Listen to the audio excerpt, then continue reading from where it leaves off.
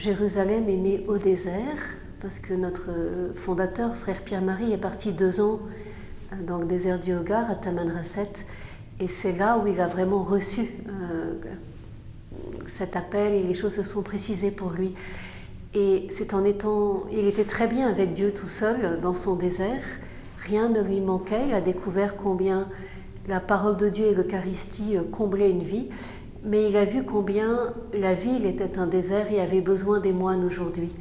Donc il a choisi de revenir en pleine ville pour mener cette vie monastique et comme il le dit, pour creuser un oasis dans le désert de la ville, un oasis de communion, de fraternité, de joie. Et ça, c'est quelque chose qui me touche beaucoup, puisque dans les villes modernes, les villes modernes sont vraiment marquées par la solitude.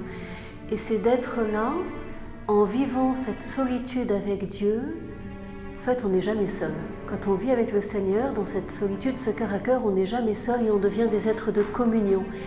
Et c'est ce cœur à cœur avec le Seigneur que l'on peut partager avec les citadins et leur faire découvrir qu'ils ne sont plus seuls.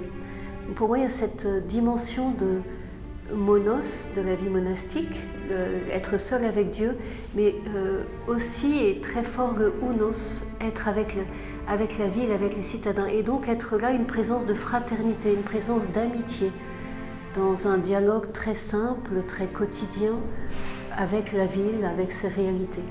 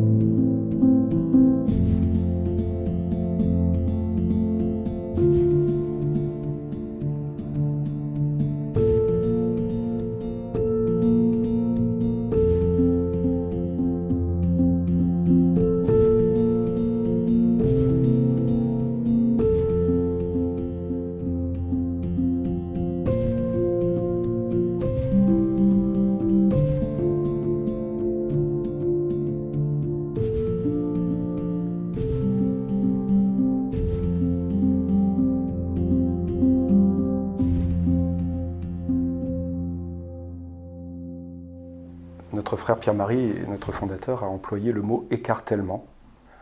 C'est un mot très fort, un mot violent, on pourrait dire.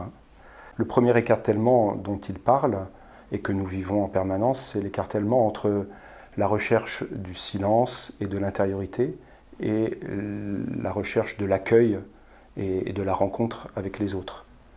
Et puis, il y a la tension entre frères et sœurs.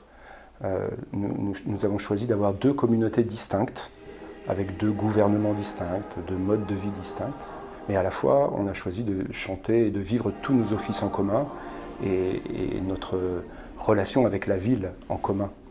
Et donc ça veut dire que nos décisions, nous devons les prendre ensemble et pour autant distinctement dans chaque communauté.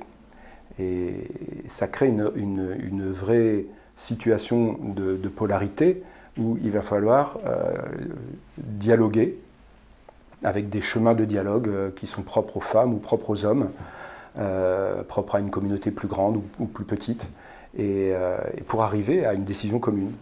Et donc là aussi, c'est une mise en tension. Et puis, il y a la tension entre Dieu, le Dieu qui nous a rencontrés chacun, le Christ qui nous appelle, et notre profession, c'est une profession par rapport à Jésus. Seigneur Jésus, tu es le seul trésor de ma vie, le seul trésor.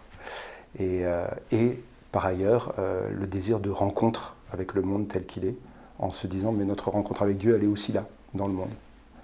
Alors, toutes ces mises en tension, elles peuvent paraître très fatigantes, elles le sont souvent, et on pourrait dire, mais est-ce qu'on ne pourrait pas choisir une vie plus simple, plus plus facile à gérer, avec des synthèses plus faciles. En fait, il me semble que pour moi, c'est un grand moteur. Ces tensions m'empêchent de m'endormir, m'empêchent de m'installer et m'obligent à sans arrêt trouver une solution en avant. C'est comme un moteur pour la marche, et sachant que la solution est toujours devant. Alors, en fait, c'est un élément de spiritualité en ce sens.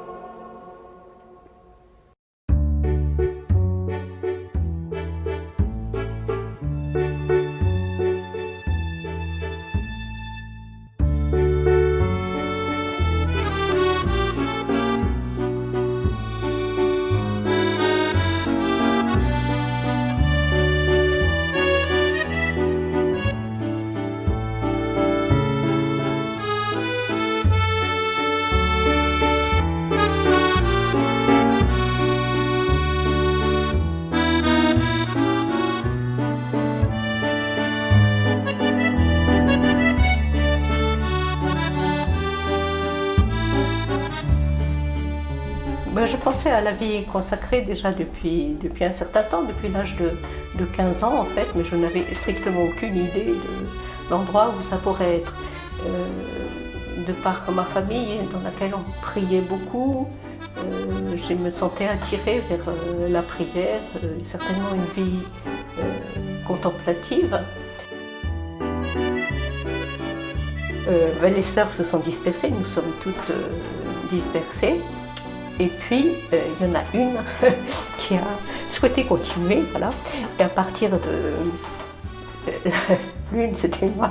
Et à partir de là, mais quelque chose est rené, voilà, avec de nouvelles sœurs. Et voilà, ça a pu renaître sur des bases solides, plus claires aussi, et très joyeuses.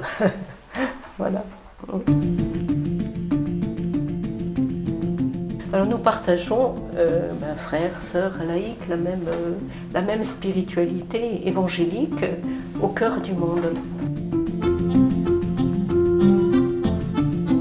Il avait une prédilection pour les mères de famille. Voilà. Et moi, je partage tout à fait cet avis. Moi, j'aime beaucoup parler avec des mères de famille parce que elles ont le sens de l'humain. Oui. Les hommes aussi, les papas aussi, évidemment, mais une femme l'apporte autrement.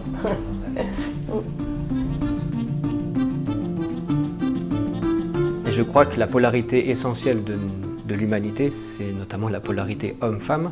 C'est une polarité qui interroge beaucoup aujourd'hui dans la société. Et c'est pas pour rien, je pense que c'est aussi le fruit de l'histoire. Mais du coup, c'est une polarité sur laquelle on a à être vigilant, parce que depuis la Genèse, en fait, on se rend bien compte que Dieu passe par cette relation homme-femme pour vivre la relation avec l'humanité. La relation homme-Dieu, en fait, est signifiée à travers la relation homme-femme. Et je vois bien dans notre vie, très concrètement, que c'est un défi.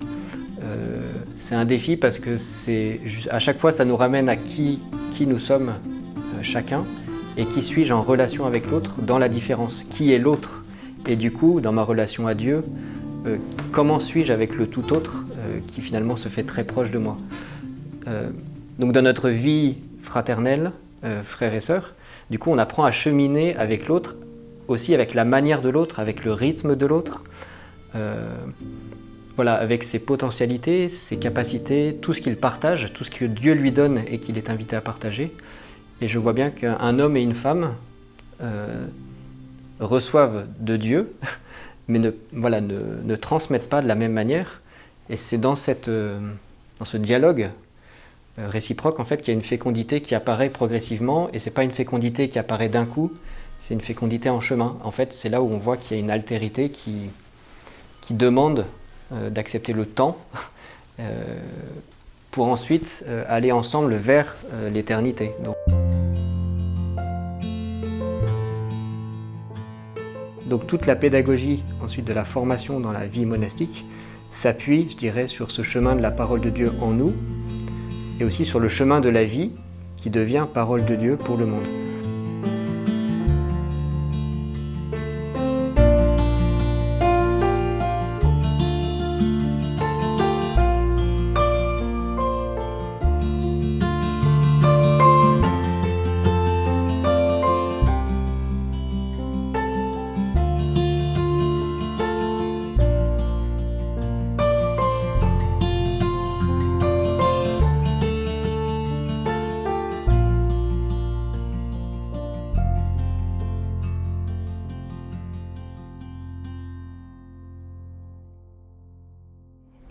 Alors j'ai plusieurs styles d'étudiants. J'ai effectivement des étudiants plus jeunes à l'Institut catholique qui sont en licence humanité, qui ont 19 ans, 20 ans, et qui sont des jeunes qui sont ouverts à l'idée de transcendance, parce que s'ils viennent faire ces cours dans cet institut catholique privé, ils savent qu'on ne va pas avoir de tabou sur la notion de Dieu. Mais en même temps, ils ne sont pas forcément croyants tous. Donc c'est intéressant, ils ont une ouverture, ils ont une soif, une ouverture. Et on essaye vraiment d'avoir un vrai respect par rapport à cette ouverture, cette soif.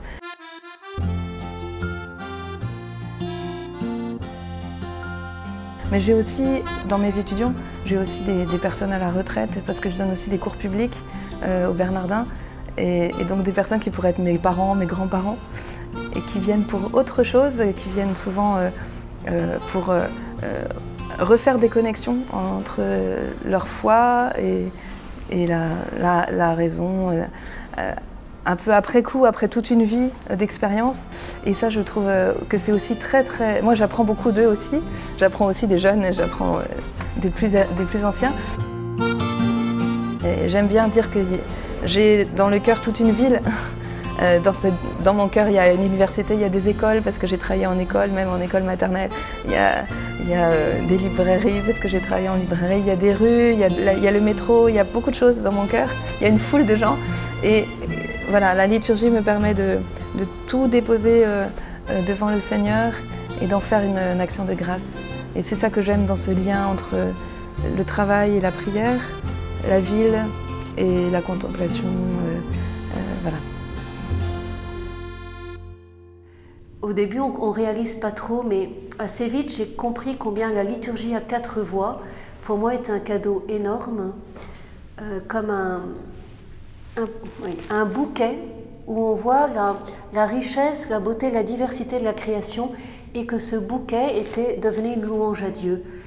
Et c'est très équilibrant aussi au niveau psychologique de pouvoir chanter comme ça, voilà, et de prier la liturgie comme ça. Mais on n'est pas face à face comme dans un monastère traditionnel, justement on se met côte à côte face à Dieu, et ça c'est important pour nous, on avance ensemble.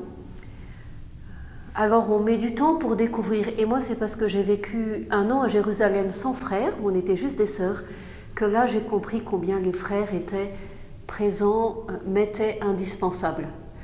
C'était pas forcément nécessaire qu'ils soient là, mais voilà, l'absence en fait m'a montré combien le charisme de Jérusalem était riche. Et alors c'est Jérusalem dans toute la Bible, l'Ancien et Nouveau Testament, parce que c'est la ville sainte dans la Bible. Et ça dit beaucoup de notre vocation dans la ville. On n'est pas là en premier pour prier pour la ville et pour la conversion de la ville. Parce que Jérusalem, en hébreu, il y a un midrash, Yerushalayim, avec un duel, c'est la ville de la terre et la ville du ciel qui se rencontrent. La ville de maintenant et la nouvelle Jérusalem, celle qui descend du ciel de l'Apocalypse, qui se rencontrent et qui s'épousent. Et finalement, on a découvert que Dieu nous donnait de vivre notre charisme, et que ce charisme, c'était cette unité des nations, des peuples, des cultures, et je crois aussi des religions. Unité dans le christianisme avec une attention forte à l'œcuménisme, en le vivant de l'intérieur, puisqu'il y a On a beaucoup d'éléments qui viennent donc de l'Orient chrétien, les icônes, des chants byzantins qu'on répète 3 fois, de prier avec le corps, avec les métanies, etc., pour faire participer le corps à la manière orientale et rentrer profond dans notre cœur. Donc ça, c'est très important. Et même pour des catholiques, ça donne comme une autre voie d'accès à Dieu. Le rapport à la parole qui est très important, ça fait aussi le lien avec les protestants. Et puis on a aussi installé dans l'église, dans le chœur, une menorah, pour se souvenir que, comme le dit Pascal, la religion chrétienne a ceci d'unique, c'est qu'elle est greffée sur une autre. Et c'est de revivifier la connexion entre l'arbre qu'on est et les racines, dans un rapport fraternel, filial même avec le judaïsme. Et cette amitié avec le monde, avec la vie, elle vient de cette amitié avec Dieu. C'est ça, en fait, qui comble ma vie. Et c'est en plus tellement simple. Je voudrais tellement dire à tous ceux que je croise dans la rue, est-ce que tu ne vas pas en goûter? Parce que c'est magnifique.